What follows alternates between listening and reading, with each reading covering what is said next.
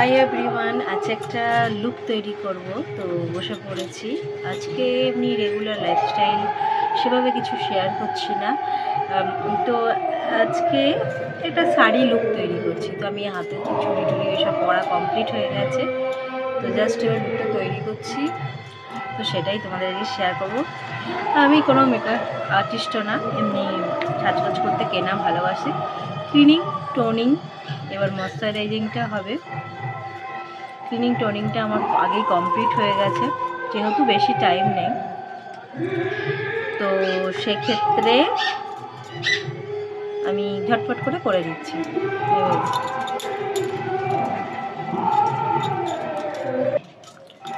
তো এবার আমি ফাউন্ডেশনটা লাগাচ্ছি।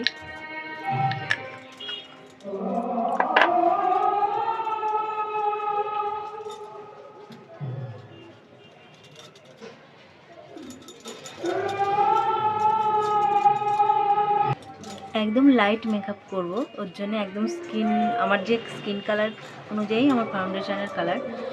তো জাস্ট আমি খুব ঝটপট করে করছি। তো কম্প্যাক্ট পাউডার দিয়ে সেট করাও আমার কমপ্লিট, ওটা শেয়ার করলাম না।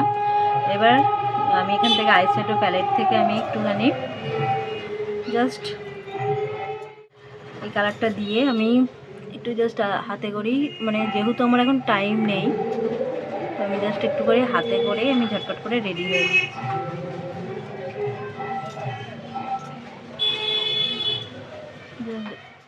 এবারে আমি লিপস্টিকটা পরে নিচ্ছি, আর লিপস্টিকটা কিন্তু রেড কালার না, এটা একটা ব্রাউনিশ কালার, আগেও বলেছি।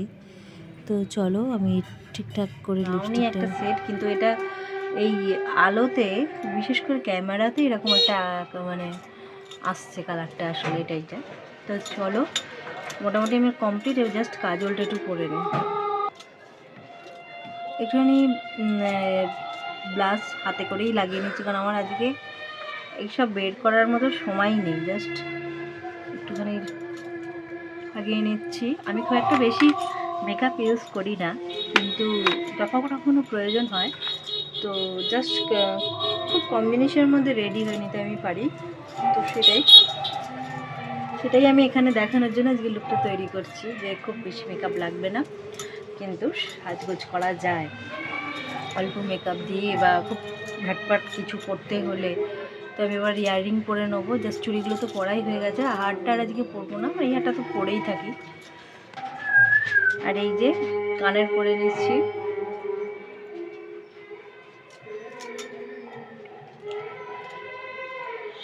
সাজগোজটা হচ্ছে মেয়েদের অলংকার একটা, মানে অলংকার শুধু গয়নাই। আমার মোটামুটি মানে কমপ্লিট মেকআপ যাকে বলে।